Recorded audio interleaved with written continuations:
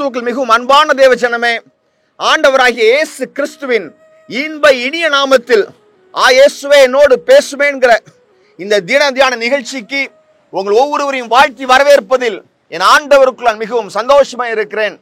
எப்பொழுதும் கிறிஸ்துவுக்குள் சந்தோஷமாக இருங்கள், சிரித்துக் கொண்டிருங்கள், மனமகிழ்ச்சியாக இருங்கள். சந்தோஷத்தோடு சிரித்த முகத்துடன் நம்ம ஆண்டவருடைய நல்ல வசனத்தை, இந்த நாளுக்குரிய வசனத்தை பார்ப்போம். வாருங்கள். கொலோசையர் 4வது அதிகாரம் 5வது வசனத்தின் முன்பகுதி மாத்திரம், புறம்பே இருக்கிறவர்களுக்கு முன்பாக ஞானமாய் நடந்து என்று நாம் வாசிக்கிறோம். ஜனங்கள் பார்த்து கொண்டிருக்கிறார்கள். நாம் நடக்க அவர்களுக்கு முன்பதாக விவேகத்தோடு நடக்க கடவோம் என்று வசனம் சொல்லுகிறது. ஞானமாய் நடக்க வேண்டும் என்று ஆண்டவர் சொல்லுகிறார். ஹல்லேலூயா. பரிசுத்த வசனம் சொல்லுகிறது 1 சாமுவேல் 18:14 முதல் 16. பாருங்கள், நான் வாசிக்கிறேன். தாவீது தன் செய்கைகள் எல்லாம் புத்திமானாய் நடந்தான், கர்த்தர் அவனோட கூட இருந்தார். அவன் மகா புத்திமானாய் நடக்கிறதை சவுல் கண்டு அவனுக்கு பயந்திருந்தான். இஸ்ரவேலரும் யூதா ஜனங்களும் ஆகிய யாவரும் தாவீதை சிநேகித்தார்கள். அவர்களுக்கு முன்பதாக அவன் போக்குவரத்துமாய் இருந்தான். தாவீது ராஜா தன்னுடைய செய்கைகள் அனைத்திலும் ஞானவானாய் நடந்து கொண்டார்.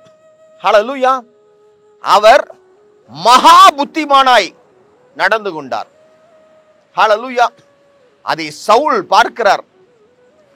தாவீதுடைய ஞானத்தை சவுல் ராஜா பார்த்து பயப்படுறாராம். அதே நேரத்தில் இஸ்ரவேல் ஜனங்களும் யூதா ஜனங்களும் அதை பார்த்து தாவீதை நேசிக்கிறார்கள்.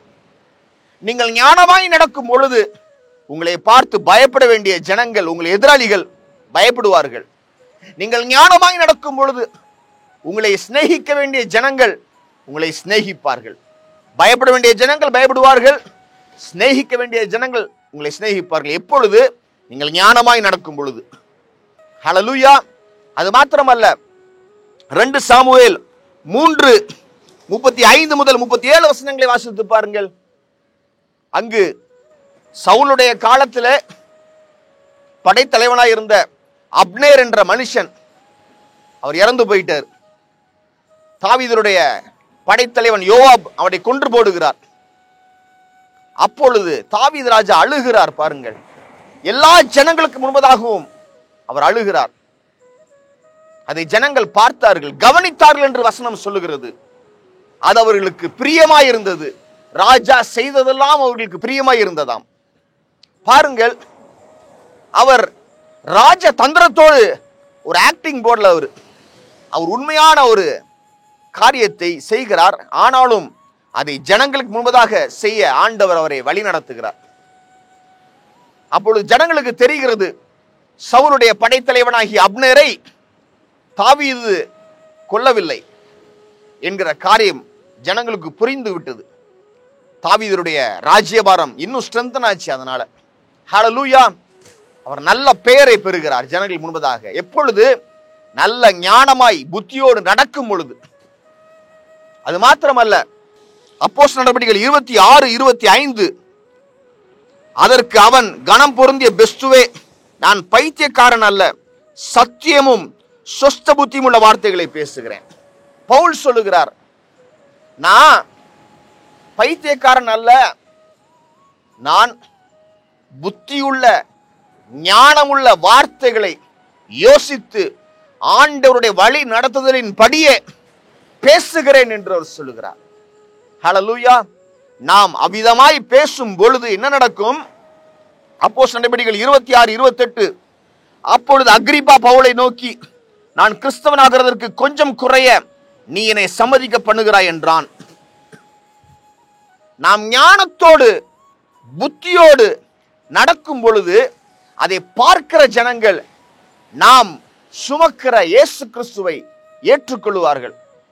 நாம் புத்தியோடு ஞானமாய் நடப்பதை ஜனங்கள் பார்த்து, இவர்களோடு இருக்கிற இயேசு கிறிஸ்து எனக்கும் வேண்டும், ஏன்னா அவங்க நல்ல சந்தோஷமாய் விசுவாசமாய் வாழுகிறார்கள், அந்த இயேசு கிறிஸ்து எனக்கும் வேண்டும் என்று அவர்களும் ஆசைப்படுவார்கள். ஹல்லேலூயா.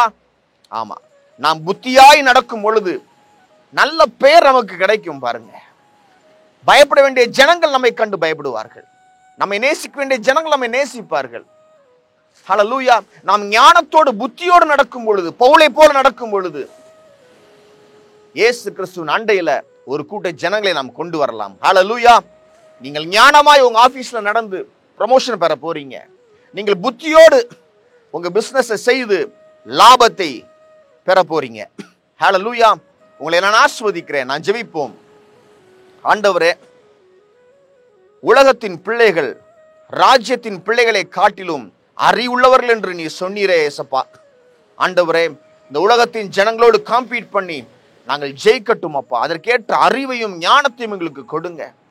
நாங்கள் புறாவை போல கபடில்லாதவர்களாக இருந்தாலும் சர்ப்பத்தை போல வினா உள்ளவர்களாகவும் இருக்கட்டும் என்று சொல்லி நான் ஜெபிக்கிறேன். ஆண்டவரே, எங்களுக்கு வேண்டிய புத்தியை கொடும், எங்களுக்கு வேண்டிய அறிவை கொடும், எங்களுக்கு வேண்டிய ஞானத்தை கொடும், எங்களுக்கு வேண்டிய தெளிவை கொடும். உலகத்தில் எங்களுக்கு ஜெயத்தை கொடுங்க ஆண்டவரே, வெற்றியை கொடுங்கப்பா. எங்களை ஆசீர்வதியும், எங்களை பாதுகாத்துக் கொள்ளும். உமக்கு நான் நன்றி செலுத்தி இந்த ஜனங்களை ஆசீர்வதிக்கிறேன். நன்றி செலுத்தி இந்த ஜெபத்தை எங்கள் நண்பர் இயேசு கிறிஸ்துவின் நல்ல நாமத்தில் எடுக்கிறோம் எங்கள் வல்ல பிதாவே. ஆமென், ஆமென்.